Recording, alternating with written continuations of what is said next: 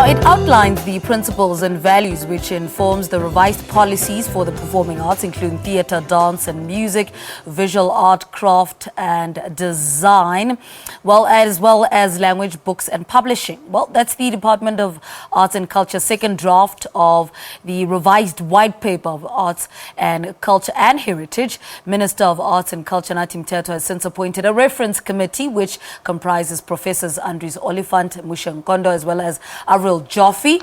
Now, Professor Nkondo, who's a scholar extraordinaire and policy expert, joins us now to tell us more about a two-day National Consultative Indaba that was held earlier this week. Professor, good morning. Welcome to Morning Live. Good morning, and thanks for the invitation. Let's give background into, and context into what this revised white paper is. Yeah, thanks very much. You'll remember that in 1996, we adopted the white paper on arts and culture. That was the first time, just 2 years after independence. Now, it was framed quite comprehensively within the new democratic dispensation and tried to deal with the legacies of apartheid in its own way. Mm-hmm. But we're new into the policy process, so we did some fine things, but we made some mistakes. Okay. 22 years later, we are saying, what have we learned in the last 22 years? And one thing we have learned is that we have a major problem, perhaps what one will call the elephant in the room, mm-hmm. is that there is excessive dominance of Western values and Western principles. And even when you look at the funding of the sector, almost 60% of the funds go into Western art forms. Mm-hmm. So we're trying, as to use a popular word, not this time we're going to decolonize the sector. Okay. By that we mean making sure that we control the excessive influence of Western forms. And we begin to say, let us integrate African cultures, African knowledge systems within the curriculum of the policy, within within the public policy space, to make sure that, consistent with our constitution, African culture, African practice are given the prominence that it has to do, of course, with self-definition, with self-assertion. It has to do also with African dignity. But ultimately, it has to do with who takes responsibility for making decisions about us. Yeah. We have ourselves to define ourselves. We have to relate to ourselves and how we relate to the world. We are not saying, however, that Western art forms don't have their own value. They have their own value, and they've made tremendous contribution to civilization around the world. But surely African civilization has a part to play. Okay, let's talk about what happened over the past 2 days. The two-day Indaba, the minister was there. What was that about? It was last year, this time, the minister convened the initial National Indaba to kickstart the white paper review process.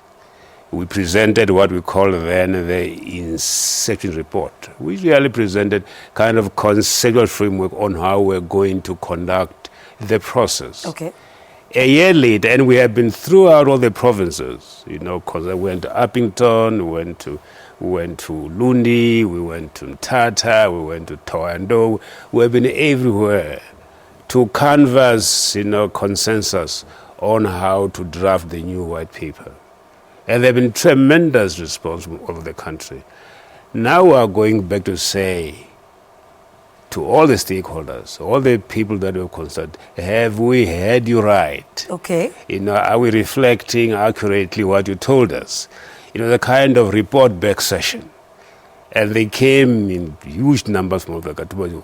And they said to us, well, part of it is okay, but you haven't done that. You haven't listened carefully. Mm-hmm. So we're taken to task for not paying enough attention to all the concerns of the people. And we're very, very thankful. But also they didn't acknowledge that we're able to reflect some of their views and some of their concerns. Let's talk about your team. Who's on your team? It's Professor Andries Oliphant, who's the chairperson of the group. is a professor at UNISA. There is Miss Avril Joffee, who's, I think, a senior lecturer at WITS, and myself, who comes here. What happens now? You've had the 2-day Indaba. What's the way forward now? The way forward, next week we are going to sit down and consolidate all the inputs for the last 2 days, see exactly how we can negotiate the gaps that are there in the process, make sure that we make the fullest use of all the contributions, and redraft the white paper. Preparing now, after this, next year, early next year, we'll begin to prepare for what they call the parliamentary process. We have to submit our draft to the Portfolio Committee on Arts and Culture. And they are going to take it through their own process.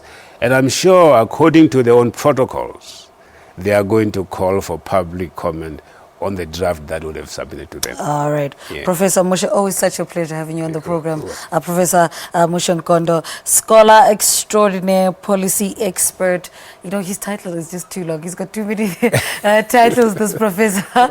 Speaking to us about a 2-day National Consultative Indaba that took place on the 17th and 18th of November. That was at Cedar Woods in Woodmead to discuss the second draft of the revised white paper on arts, culture and heritage.